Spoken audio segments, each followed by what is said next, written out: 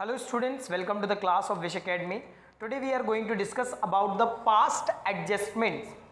देखिए ये हमारा इस चैप्टर का लास्ट टॉपिक है, not the last topic of accounting for partnership, it is the last topic of fundamentals.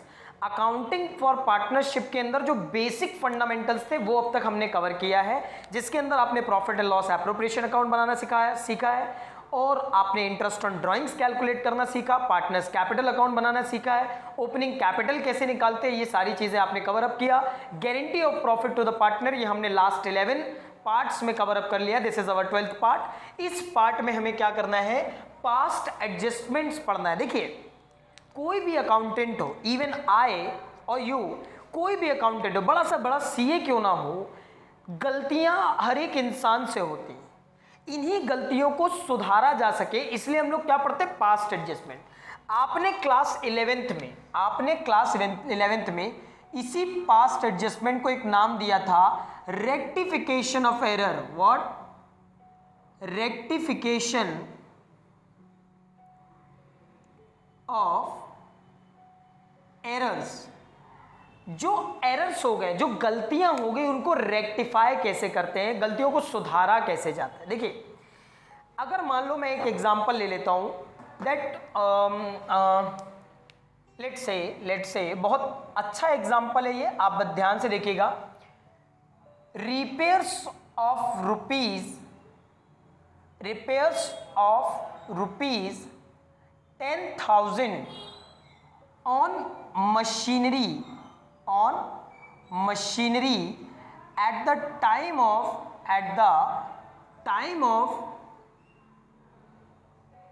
time of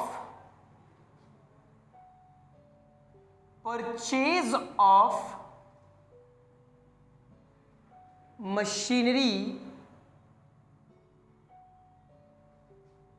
is written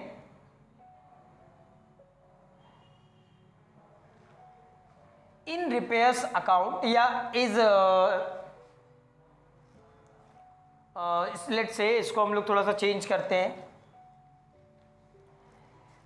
repairs of 10,000 rupees on machinery at the time of purchase of machinery is considered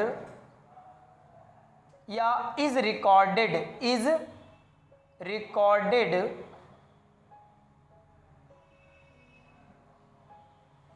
as repairs of rupees 10,000 on machinery at the time of purchase of machinery is recorded as revenue expenditure.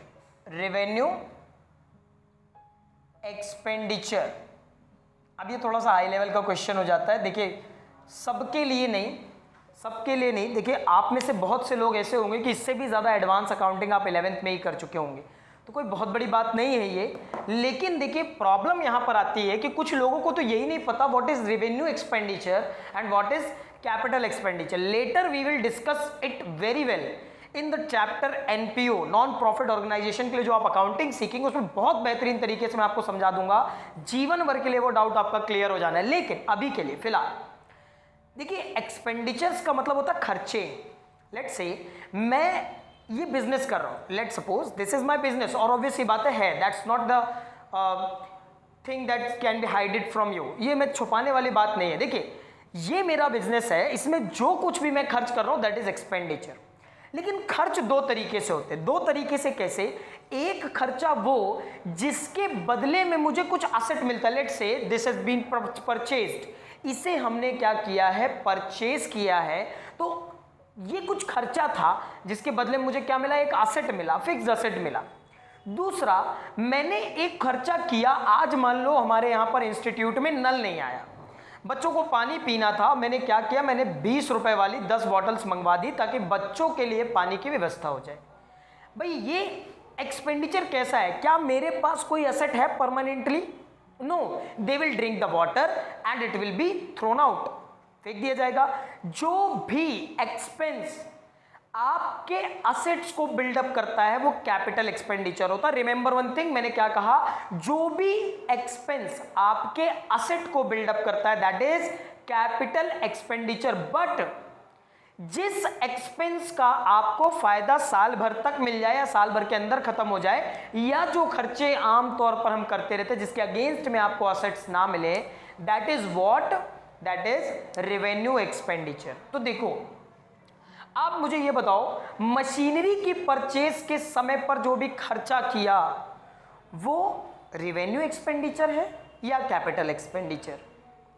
देखिए ये एक तरह का capital expenditure है। Example के तौर पर machinery मान लो 20-50 हजार की मशीन थी, 10,000 जो आपने खरीदा, भाई रिपेयर के बिना वो मशीन चलने लायक ही नहीं थी।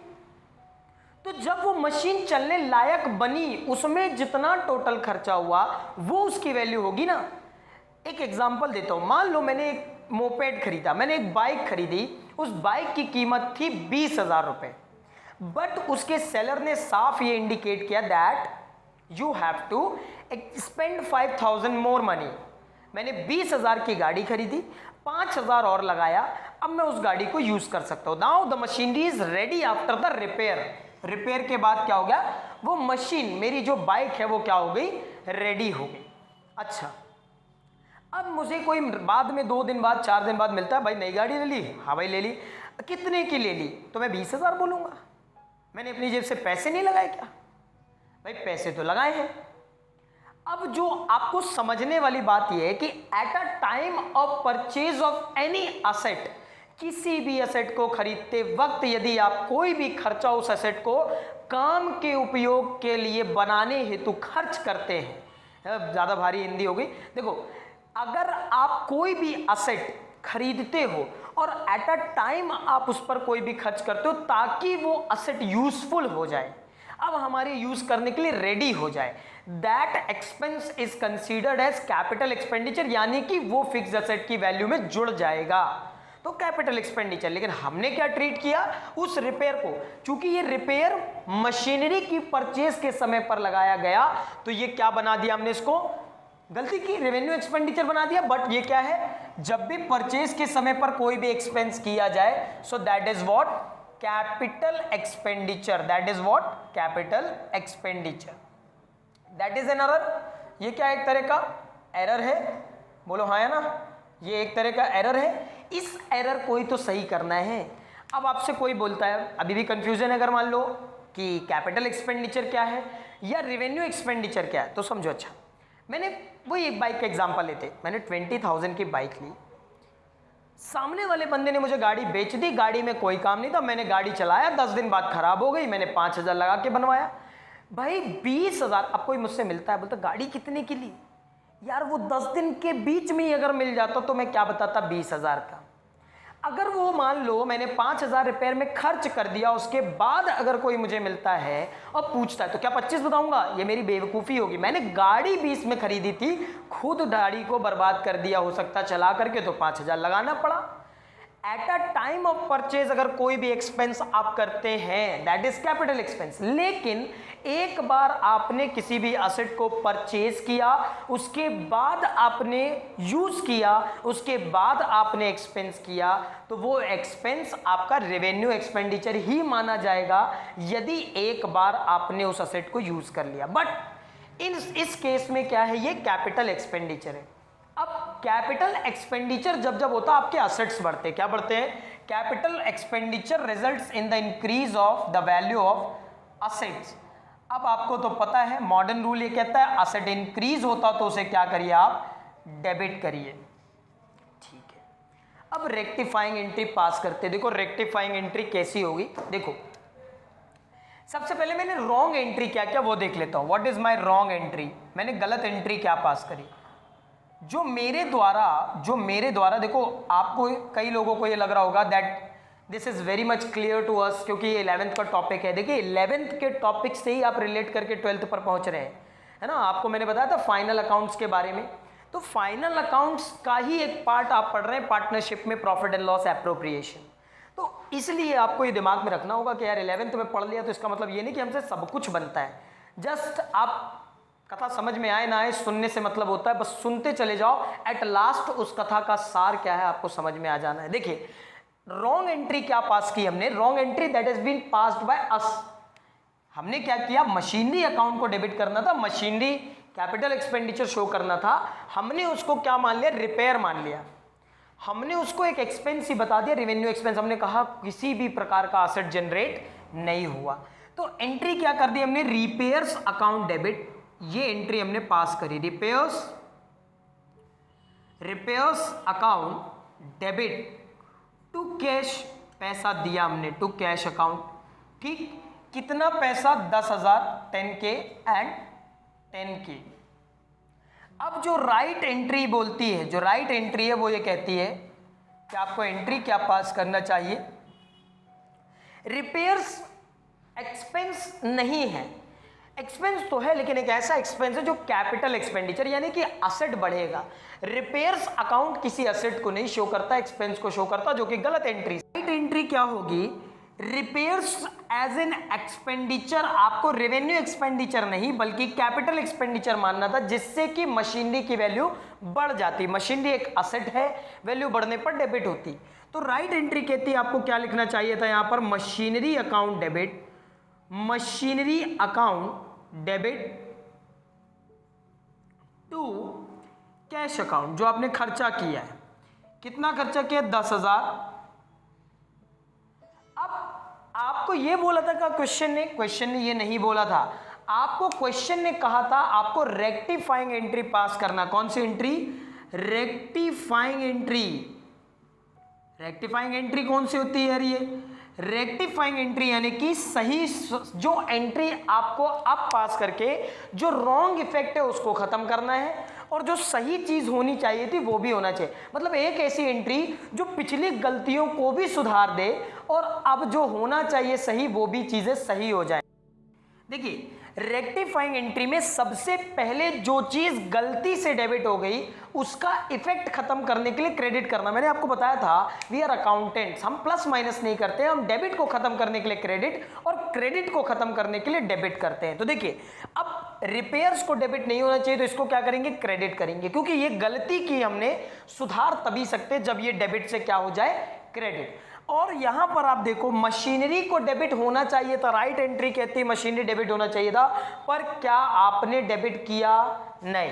अभी डेबिट करते हैं हम लोग, क्या एंट्री करेंगे, machinery account debit, machinery account debit. इसको डेबिट क्यों कर रहे हैं, क्योंकि ये डेबिट होना चाहिए था, नहीं किया तो अब कर देंगे। टू आप देखो कैश लिखना चाहिए था, सही एंट्री कहती कि आपको 2 में क्या लिखना है, कैश लिखना है। गलती तो ये हो गई कि हमने कैश लिखा है, अभी भी हमने लिखा है, लिखना भी चाहिए था, दोनों सेम चीज कह रहा हूं मैं कि कैश लिखना था और रॉन्ग एंट्री में भी कैश लिखा, मतलब गलती हुई भी पर एक गलती नहीं हुई। कैश को क्रेडिट होना था, होना चाहिए और हुआ था भी, ठीक है। तो गलती कहां हो गई, रिपेयर्स को जो डेबिट कर दिया अब उसको क्या करना पड़ेगा, क्रेडिट करना पड़ेगा, ताकि रिपेयर्स का डेबिट इफेक्ट खत्म किया जा सके, जो कि गलत था। तो अब रिपेयर्स को हम लोग क्या लिखेंगे, क्रेडिट में लिखेंगे टू रिपेयर्स अकाउंट। अमाउंट कितना, 10,000 से मशीनरी को डेबिट होना चाहिए था, अभी कर दिया हमने, पहले नहीं किया था तो, और इसको डेबिट नहीं होना चाहिए था तो अब हमने क्या कर दिया, वापस से क्रेडिट करके इसका इफेक्ट खत्म कर दिया। That's what rectification of error. अब पार्टनरशिप में भी ये एरर्स हम लोग रेक्टिफाई करते हैं। एक छोटा सा एग्जांपल लेते हैं इसका और हम लोग इस टॉपिक को खत्म करते हैं ताकि वीडियो आपका ज्यादा लंबा ना हो। देखिए, अगर वीडियो 5-10 मिनट लेंदी भी हो जाता है वीडियो तो प्लीज आप इसको बियर कर लीजिएगा, because that is the last topic of your chapter, that fundamentals. ये टॉपिक आपका बहुत कठिन है, अगर समझ में आ गया तो आपको कभी किसी क्वेश्चन में दिक्कत नहीं होगी। देखिए, अभी हम लोग हमारे मेन टॉपिक पर आ जाते हैं, that is past adjustment. Past adjustment को समझने के लिए हमने क्या किया, रेक्टिफिकेशन समझा, और रेक्टिफिकेशन को समझने के लिए हमने क्या किया, एक बार रॉन्ग एंट्री पास करी, एक बार राइट एंट्री पास करी, और दोनों एंट्री से कंक्लूजन निकाला कि रेक्टिफाइंग एंट्री क्या होगी। देखो, अब मैं आपको पास्ट एडजस्टमेंट समझाने के लिए भी यही तरीका अपनाऊंगा जो मैंने आपको past adjustment rectification of error समझाने के लिए किया, कि पहले गलतियां की उसे सुधारो और जो अब करना चाहिए तब उसे कर लो। देखो, जैसे कि एक क्वेश्चन है आपका, A and B are partner sharing profits in the ratio of 2:3, having capitals of rupees 2 lakh and 3 lakh respectively. Respectively word कब यूज होता है, जब पहला अमाउंट पहले के लिए, मतलब this amount is in respect of A's capital and this amount is in respect of B's capital. Interest on capital allowed at the rate of 10% per annum, but later it was discovered interest was omitted. यानी कि कहा जा रहा है ए और B partner है जिनका profit sharing ratio है 2:3, इनकी कैपिटल है 2 लाख एंड 3 लाख और इनको क्या मिलना चाहिए था, इंटरेस्ट ऑन कैपिटल मिलना चाहिए था, but later it was discovered we have omitted it. Omit मतलब भूल गए, ऐसे अकाउंटिंग बनेंगे. तो देखो डिस्कवर किया गया कि हमने क्या किया है, भूल गए. चलो एक काम करते हैं, पहले अपन अच्छा एक हम लोग स्टेटमेंट बनाते हैं. यहां पर स्टेटमेंट शोइंग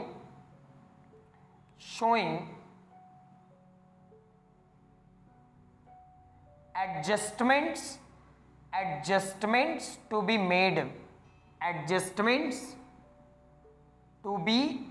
made, जो एडजस्टमेंट्स करना उनके लिए एक टेबल बनाते हैं. टेबल में क्या होता है, सबसे पहले आप लिखोगे यहां पर पर्टिकुलर्स. व्हाट पर्टिकुलर्स, देखिए इसके अंदर आप मतलब पर्टिकुलर क्या बताओगे कि भाई क्या करने वाले हैं क्या नहीं. पर्टिकुलर के बाद आप पार्टनर्स का अलग अलग नाम लिख लो. चलो और थोड़ा बड़ा कर दो पर्टिकुलर को. देखिए पर्टिकुलर हो गया. अब इसके बाद क्या रहेगा, partner A and partner B, दो पार्टनर हैं, ठीक है.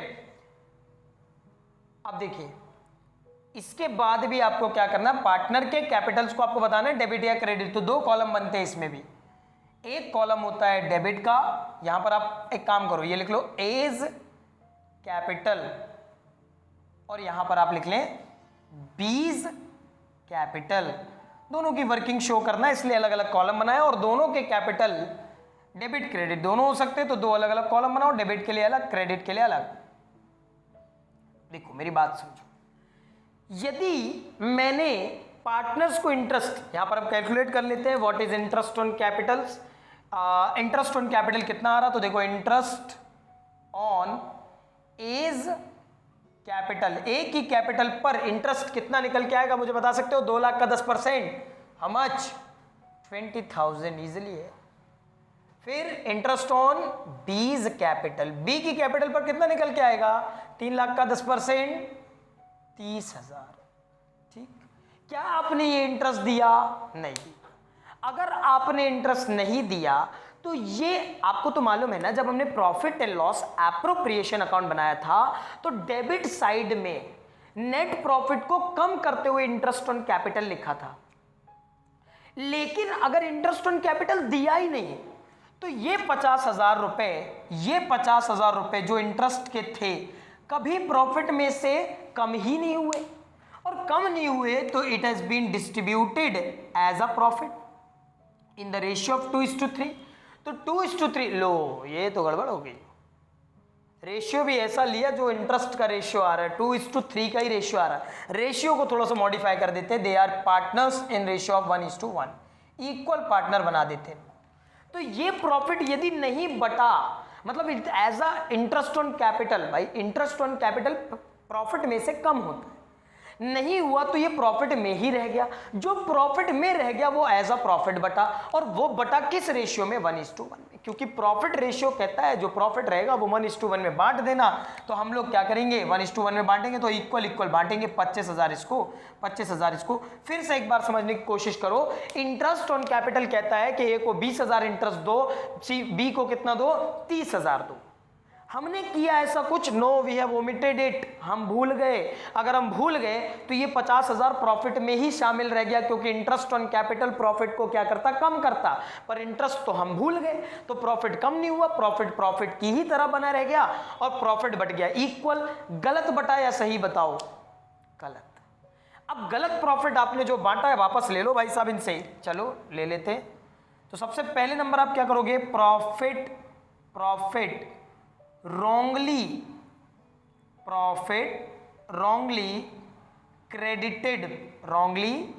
credited, गलती से जो चला गया था वो प्रॉफिट वापस ले लेते. आप मुझे ये बताइए कि यदि पार्टनर की कैपिटल में से कुछ पैसा वापस लेते हो तो पार्टनर की कैपिटल बढ़ती है घटती है, पैसा वापस ले रहे हो तो कैपिटल घटेगी. कैपिटल घटेगी तो क्या करो, डेबिट या क्रेडिट. अब डेबिट करोगे यार, AELIC, मैं मॉडर्न रूल से ही आपको पढ़ा रहा हूं, तो याद रखना असेट एक्सपेंस जब बढ़ते हैं तो डेबिट, घटते हैं तो credit. LIC liability income capital, modern rule कहता है कि इन तीनों के बढ़ने पर आप क्या करोगे, इनको क्रेडिट, और घटने पर डेबिट। तो भैया पार्टनर के कैपिटल से पैसा निकालोगे तो पार्टनर्स की कैपिटल क्या होगी, डेबिट होगी। तो पैसा वापस लेना, एक ही कैपिटल को क्या करो, वापस करो। कितना, 25,000 रुपए। और B से भी कितना वापस ले लो, 25,000। क्यों ले रहे हो आप पैसा वापस, क्योंकि यार ले नहीं रहा हूं, ये मैं एडजस्टमेंट टेबल बना रहा हूं कि करूं क्या, वो जानने के लिए। तो मैं अब देखो, मैंने तुमसे कुछ पैसे लेना है मान लो, और कुछ पैसे देना है, 20,000 देना है, 5,000 लेना है, तो यार एक काम करते 15 ही दे देते ना सीधे। तो वो चीज करने के लिए अपन लोग क्या करते हैं, एडजस्टमेंट टेबल बना के चेक करते कहीं कोई गलती तो नहीं हो रही हमसे। तो हमने क्या किया, जो प्रॉफिट गलत गलत बांट दिया 25,000 वो वापस ले लिया हमने। ये प्रॉफिट की तरह 50,000 नहीं बटना था, ये तो प्रॉफिट की तरह बांट करके गलती कर दी हमने। इसको एज अ इंटरेस्ट जाना चाहिए था। अगर कैपिटल में जाएगा तो आप लिखोगे क्या, interest on capital. Interest on capital दोगे पार्टनर्स को, हमेशा याद रखना, firm interest on capital partners की कैपिटल पर पार्टनर्स को देती है। हमारे लिए एक्सपेंस है, लेकिन ये एक एडजस्टमेंट है जो कि किसमें क्या, किसका एडजस्टमेंट शो कर रहा है, कैपिटल्स का। तो ये अकाउंट नहीं है, प्लीज रिमेंबर दैट। आपको मैंने पहले दिन बताया था कि हम अकाउंटेंट होते हैं बिजनेस के, तो ये दिमाग में मत रखना कि यहां पर हम लोग अकाउंट बना रहे हैं। एक स्टेटमेंट है, एक रफ वर्क है जो कि आपको फाइनल एंट्रीज बता देगा कि करना क्या है। तो भैया इनको इंटरेस्ट जो नहीं मिलना था वापस ले लिया, क्योंकि दे चुके थे हम। जो मिलना चाहिए उसको, जैसा मैंने पहले बताया था, रॉन्ग एंट्री, राइट एंट्री, और फिर लास्ट में रेक्टिफाइंग एंट्री। तो यहां पर क्या कर रहे हो आप, जो पैसा इनको अपन ने गलत दे दिया वो वापस ले लेते हैं, और जो पैसा इनको मिलना चाहिए वो देते हैं, क्रेडिट में लिखते हैं। तो भैया एक को मिलना था 20,000 और एक को मिलना था 30,000। इसके अलावा इसमें कुछ भी नहीं है, इसके अलावा इसमें कुछ भी नहीं। अब आप देखो, अब आप क्या करोगे, देखो अब आपको क्या करना है, देखिए यहां पर आप देखो कि एडजस्टमेंट बनानी क्या है, एडजस्टमेंट आखिर में निकल के क्या आ रही है, क्या एडजस्टमेंट आ रही है, ठीक है। देखिए तो लास्टली आप यहां पर लिखेंगे adjustments to be made in capitals. किसकी कैपिटल्स, ए और बी की। भाई देखो यहां पर आप बताओ डेबिट ज्यादा है क्रेडिट, डेबिट ज्यादा है कितना, डेबिट ज्यादा है 5,000, और यहां पर क्या ज्यादा है, क्रेडिट ज्यादा है कितना, 5,000। 30 - 25 5,000, 25 - 20 इज 5,000। देखिए 5,000 रुपए आपने ए को क्या किया, ज्यादा दे दिया था, 25 वापस लें फिर 20 दें। इससे बेटर ये है कि सिर्फ 5 जो ज्यादा लिया वो वापस ले लें, और बी को हम लोग क्या करें, वही 5,000 दे दें, क्योंकि इसको क्या था, मिलना था एज एन इंटरेस्ट 30,000, पर जब ये इंटरेस्ट के तौर पर नहीं बटा तो ये एज अ प्रॉफिट इक्वली बट गया, उसको मिला 25,000। गलत हुआ बेचारे के साथ, 5,000 रुपए और दिलवा देंगे। अगर इसे पैसा मिलेगा तो इसके अकाउंट को क्या करना पड़ेगा, क्रेडिट, क्योंकि कैपिटल बढ़ने पर क्रेडिट होता है। तो बी को पैसा मिलेगा, इसकी कैपिटल क्या होगी, क्रेडिट, और ए से पैसा वापस लिया जाएगा। So the final entry will be what, the final entry will be A's capital account debit, A's capital account will be debit to B's capital account. That shows what, this is past adjustment. जो गलतियां हुई कितने रुपए की, 5,000 रुपए की। तो 5,000 रुपए आपने क्या किया, ए से लेकर के बी को दे दिया, यही कहलाती है past adjustment. That is past adjustment. जो पुरानी गलती हो गई, इंटरेस्ट नहीं दिया, उसको एज अ प्रॉफिट ही मान करके डिस्ट्रीब्यूट कर दिया, उसको सही किया हमने पहले, और अब जो सही करना चाहिए था उसे किया। ओवरऑल इफेक्ट समझ में आया कि यार एक बार पूरी एंट्री को रिवर्स करो फिर एक सही एंट्री पास करो। इससे बेटर थे कि हम लोग एक रेक्टिफाइंग एंट्री पास कर दें, जैसे कि मैंने पिछले एग्जाम्पल में बताया था। यहां पर भी ये क्या है, हमारी रेक्टिफाइंग एंट्री, या फिर हम इसको बोल सकते हैं adjustment entry. That is our adjustment entry. I hope आपको पास्ट एडजस्टमेंट समझ में आ गया होगा। देखिए ये टॉपिक इतना आसान नहीं है जितना मैंने आपको ये समझाया। That topic is very difficult. ये टॉपिक बहुत ज़्यादा डिफिकल्ट है। हो सकता है कुछ को समझ में आए, कुछ को नहीं है। अगर आपको नहीं समझ में आता है देन प्लीज़ कमेंट करिए। कमेंट करेंगे मुझ तक ये इन्फॉर्मेशन पहुंच जाएगी और मैं आपकी हेल्प कर सकता हूं इस टॉपिक को और ज़्यादा ईजी बनाने में। आप मुझे क्वेश्चंस, अगर पर्टिकुलर आपको कोई क्वेश्चन चाहिए किसी बुक का, तो आप वो question, page number and book name mention करिए कमेंट में। I will definitely help you. हम अपनी तरफ से पूरी तरह से आपके लिए काम कर रहे हैं। और अगर आप बोलेंगे तो हम इसके लिए सेपरेट वीडियोस अलग अलग बनाते जाएंगे क्वेश्चंस के लिए। Thank you, that's all for today. Have a good day.